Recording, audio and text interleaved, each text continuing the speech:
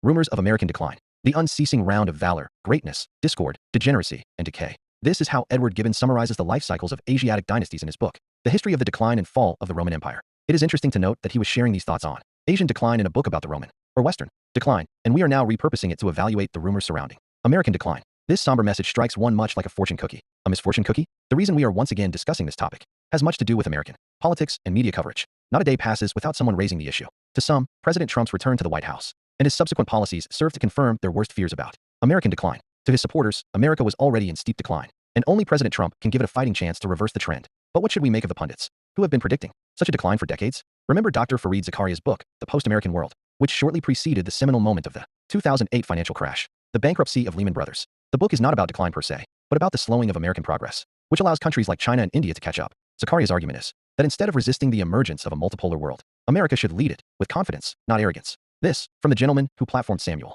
Huntington's Clash of Civilizations when he was editor of Foreign Affairs. Clearly, Huntington's work is a shining example of leading with confidence, not arrogance. Right? Wrong. Personally, I have nothing against Dr. Zakaria. In fact, I admire his penmanship and his ability to weave complex themes into a single tapestry. What I do not appreciate is the tendency of many such intellectuals to routinely attempt to set the agenda. There should be a clear distinction between intellectuals and lobbyists, especially when the country in question has been so generous to them. But then, some of us cannot sever our ties of loyalty to the land of our origin, which raises a broader question about divided loyalties. It is unlikely that I will ever permanently relocate to another country, but if I did, I would consider it essential to leave behind the conflicting influences of my past. I cannot function with divided loyalties. Perhaps that's just me, but I do think the distinction matters. I bring him up because during President Trump's recent tariff maneuvers, Zakaria's voice and meltdown were quite visible. It is apparently acceptable to tariff China, but if such trade saber-rattling targets other countries, say India, it can only end in tears and is tantamount to an abdication of responsibility. Since then, President Trump has paused the said tariffs.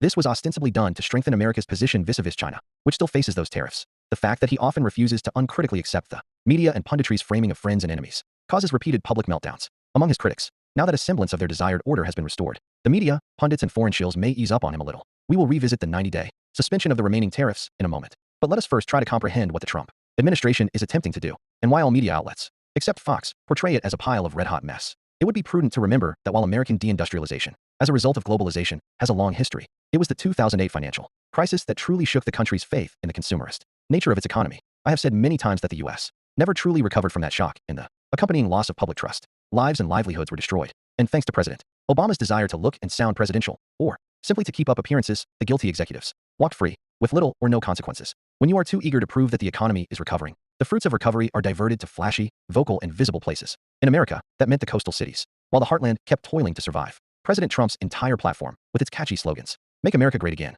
America First, and the Forgotten Men and Women of America, Forgotten No Longer, is meant to address this situation. But he has spent the first few months back in office, wielding a sledgehammer, not just to correct imbalances, but to measure the extent of the rot. That is why one measure has followed another at breakneck speed. Unfortunately, the foreign powers that have a hold on American media, punditry, bureaucracy, and even the stock markets failed to understand this and used all the resources at their disposal to remind the administration of their leverage, thereby exposing their methods and sources of power to the president. Remember, this is the time when Musk's Doge has been busy auditing the performance, efficiency, and loyalties of the bureaucracy. Even among the most dedicated supporters of foreign causes within the American political class, there are precious few who would tolerate the idea of America becoming a vassal state. So, all those who revealed their hand in leveraging the situation have already made the early measures of the administration successful. A growing number of swing voters are seeing, perhaps for the first time, that something is amiss with their media and with the country's so-called allies. With the entire term still ahead, the administration is in a strong position to put what it has learned to good use. If any foreign ally believes they have assets in this administration, they should smell the coffee and wake up. These professionals are working for a very different populist platform. So, even if some allies try to target the bond markets to force the Trump